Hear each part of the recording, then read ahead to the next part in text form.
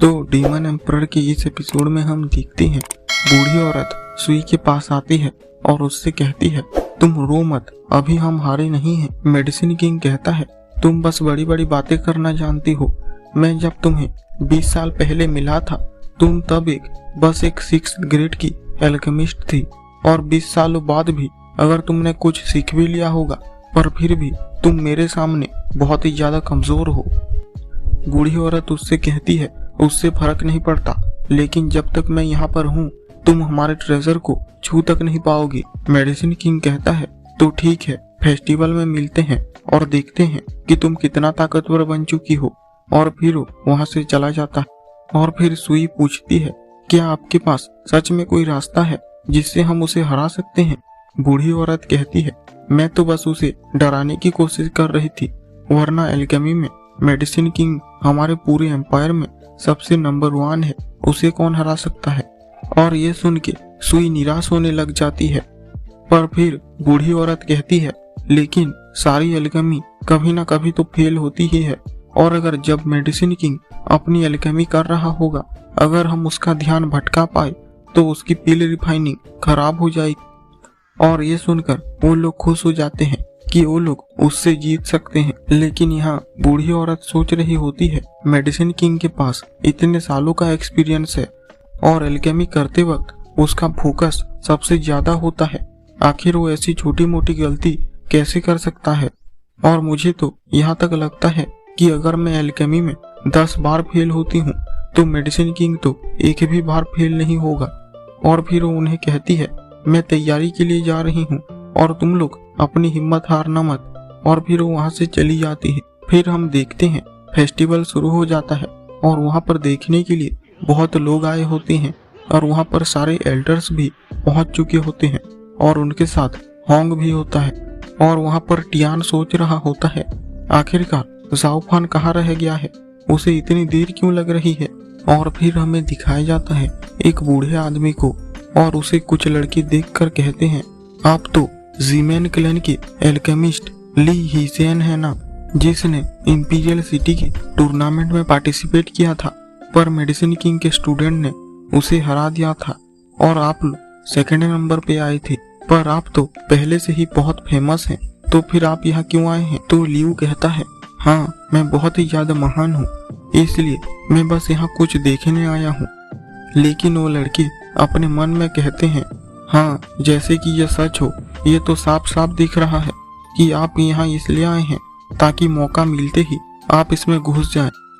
और फिर उस टूर्नामेंट की जगह पर एक हॉट लड़की आती है और कहती है आप सबका यहाँ पर स्वागत है और मैं यहाँ की जज हूँ और इस टूर्नामेंट में हर एल्केमिस्ट के साथ हमारी टावर की एक लड़की रहेगी जो कि उन पर नजर रखे हुए होगी। और आप लोग जो ये कंटेनर देख रहे हैं ये इन महान एल्केमिस्ट के लिए ही बनाया गया है। और फिर लियू चिल्लाकर कहता है ये तो कमाल है, अगर ऐसी एक खूबसूरत लड़की मेरे बगल में खड़ी होगी तो मैं तो कभी भी नहीं रुकूंगा। तो फिर जज कहती है तो फिर आप भी इसमें क्यों नहीं आ जाते हैं। और फिर से कुछ लड़के उस आदमी को चने के झाड़ पर चढ़ाने लगते हैं और फिर वो कहता है हाँ ठीक है मैं ये जरूर करूंगा। लेकिन तभी उसे कोई कहता है ओए बुढ़े मेरे रास्ते से हट, और ये यान फू होता है और फिर वो उसके अंदर चला जाता है। फिर कुछ लड़के कहते हैं ये तो आपका पुराना ओपोनेंट है ना, तो फिर आप इसके साथ क्या करेंगे क्योंकि इसने तो पहले भी आपको हरा दिया था। लियू कहता है कोई बात नहीं, अगर ये नंबर 1 आएगा तो मैं कम से कम 2nd में तो आ ही जाऊंगा। और फिर तभी वहाँ पर वही बूढ़ी औरत आ जाती है और उसे धक्का देते हुए कहती है अगर तुम्हें नहीं जाना है तो रास्ते से हट जाओ। एक लड़का उससे पूछता है ये डरावने चेहरे वाली औरत कौन है। लियू बताता है कि इसे पूरे एम्पायर में मेडिसिन किंग के लेवल का ही बताया जाता है, पर ये तो पहले ही यहाँ की चीफ एल्केमिस्ट बन चुकी है, तो फिर ये इसमें पार्टिसिपेट क्यों कर रही है। और फिर एक लड़का उसे कहता है पर कोई बात नहीं, आप 3rd तो आ ही जाएंगे। और ये सुनकर वो फिर से खुश हो जाता है और कहता है सही कहा, विनर तो 3rd पर ही आते हैं, बाकी सब लोग तो ऐसे ही हैं। लेकिन तभी वहाँ पर दी मेडिसिन किंग आ जाता है और उसे देखकर सब लोग उसके सामने झुक जाते हैं। और उन सबको देखने के बाद लियू बोलने लग जाता है तुम लोग पहले से ही इतना फेमस हो, फिर भी तुम लोग मेरी बैंड बजाने के लिए यहाँ पर क्यों आ गए हो? और फिर वो जज कह रही होती है, तो ठीक है, सब तैयार है और मैं अभी आपको इसके रूल्स बताती हूँ। इस फेस्टिवल को 3 राउंड्स में डिवाइड किया गया है और हर एक राउंड में कुछ एल्केमिस्ट को एलिमिनेट किया जाएगा और फिर जो टॉप 20 लोग बचेंगे उनके बीच फाइनल बैटल होगी। और आज यहाँ पर बहुत बड़े बड़े एल्केमिस्ट आए हैं, इसलिए हमने चैंपियन के लिए एक बहुत ही बड़ा ग्रैंड प्राइज तैयार किया है और वो ग्रैंड प्राइज है हुयू टावर का ट्रेजर बोधी जेड रूट्स। और ये देख के सब लोग हैरान हो जाते हैं और फिर सारे पार्टिसिपेंट्स अपने अपने जगह पर जाकर खड़े हो जाते हैं। फिर जज कहती है, तो इस पहले राउंड में आपका गोल ये है कि वैसे तो ये बहुत ही ज्यादा आसान है और इसमें आपका गोल ये है कि आप लोगों को एक फर्स्ट ग्रेड की पील बनानी है। और ये सुनकर सारे लोग हैरान हो जाते हैं और उनके साथ ही यहाँ तक कि सारे एल्केमिस्ट भी हैरान हुए होते हैं।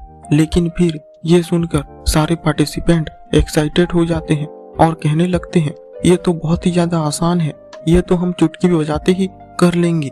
फिर जज उन्हें कहती है, हाँ, इसे बनाना बहुत ही ज्यादा आसान है और इसे बहुत ही ज्यादा अलग अलग मेथड से भी बनाया जा सकता है, इसलिए इस राउंड में आप लोगों का कंपटीशन अपने ही स्किल के साथ होगा और जो भी 100 लोग सबसे पहले इस पील को बना लेंगे वही लोग अगले राउंड में जा सकते हैं और बाकी लोग पूरी तरह से एलिमिनेट हो जाएंगे। और ये सुनकर सारे लोग कहने लग जाते हैं, यहाँ तो हजारों पार्टिसिपेंट हैं और उनमें से सिर्फ 100 ही चुने जाएंगे, ये कैसे हो सकता है? और फिर उन्हें जज कहती है, और आप लोग ये देख सकते हैं कि मेरे हाथ में एक बैल है और ऐसी ही एक बैल हर उस लड़की के पास है जो लोग आपके साथ रहेगी और इस बैल के बजने के साथ ही ये राउंड शुरू होगा और फिर जब आप अपनी रिफाइनिंग खत्म कर देंगे तब फिर वो लड़की ये बैल बजाएगी और हमें ये पता चल जाएगा। तो ठीक है, अब सब लोग शुरू हो जाओ। और सारे लोग बहुत ही ज्यादा जल्दी अपनी अलग अलग टेक्निक से सारे शुरू हो जाते हैं। और यहाँ यानफू सोच रहा होता है, इसमें स्पीड काम नहीं आएगी, बल्कि इसमें तो दिमाग का इस्तेमाल करना होगा, क्योंकि ऐसे प्रेशर में तो बड़े बड़े धुरंधर भी हार मान लेते हैं। मेडिसिन किंग कह रहा होता है, ये कैसे गधों की फौज है। और फिर वो अपनी उंगली को उस कंटेनर के सामने रखता है और वहाँ पर बहुत ही सारे हर्ब्स आ जाते हैं और फिर वो बहुत ही ज्यादा स्पीड के साथ उन सारे हर्ब्स को रिफाइन करने लग जाता है। और फिर उस बूढ़ी औरत की तरफ देखते हुए उसे कहता है, मैं तो बस अभी अपनी आधी ही स्किल इस्तेमाल कर रहा हूँ और अगर तुम मेरी आधी ही स्किल से हार जाओगी तो इससे अच्छा है तुम अभी ही हार मान लो और अपनी एनर्जी को वेस्ट मत करो। और ये सुनकर वो बूढ़ी औरत और भी ज्यादा तेजी से बनाने लग जाती है, पर उससे ज्यादा कुछ नहीं हो रहा होता है। और फिर हम देखते हैं कि सुई के पास मास्टर जीव भागते हुए आते हैं और उससे कहते हैं, तुम्हारे साथ जो लड़का था वो अभी कहाँ पर है? सुई उन्हें बता देती है कि ये जगह बहुत ही ज्यादा डेंजरस थी, इसलिए मैंने उसे यहाँ से बाहर भेज दिया है। और ये सुनकर वो लोग हैरान हो जाते हैं और कहते हैं, क्या वो चला गया? तो फिर मेडिसिन किंग के साथ कौन मुकाबला करेगा? येलो हेयर वाली लड़की कहती है, वो तो इसे शायद भूल भी चुका है, क्योंकि उसने जाते वक्त उसके बारे में एक पल के लिए भी नहीं सोचा। और ये सुनकर उन लोगों को बिल्कुल भी यकीन नहीं होता है और वो लोग सोचने लग जाते हैं, अगर जाओ फान यहाँ से भाग चुका है तो फिर अब हम क्या करेंगे? और पहले तो उसी ने ही ये अलायंस बनाई थी और उसके लिए ही हमने दी इंपीरियल गेट को भी ओपन किया है, पर अभी वो लड़का हमें कुछ भी बिना बताए यहाँ से भाग गया। और फिर टियान भी सोचता है, उस लड़की ने फिर से मेरा इस्तेमाल किया। लेकिन तभी वहाँ पर मिस डान आ जाती है और कहने लगती है, मास्टर एक प्रॉब्लम हो गई है, हस्बैंड यहाँ भागकर चले आए हैं, क्या आपने उन्हें देखा है? सुई हैरान होकर कहती है, क्या सोंग्यू यहाँ पर वापस आ गया है? लेकिन दूसरी तरफ टियान खुश होकर कहता है, तुम्हारा मतलब है कि वो बच्चा यहाँ पर आ चुका है, इसका मतलब हुआ कि उसने मुझसे झूठ नहीं बोला है। कहाँ है वो लड़का?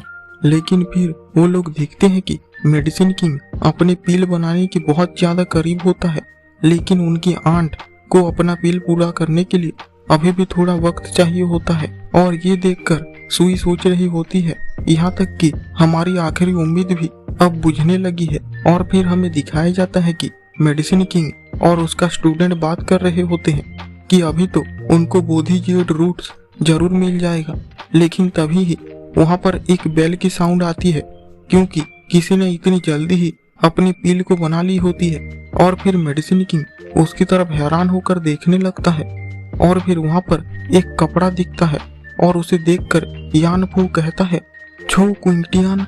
लेकिन यहाँ पर तो अपना नारुतो, मेरा मतलब एम्परर आ चुका होता है और इसी के साथ ही ये एपिसोड एंड हो जाता है।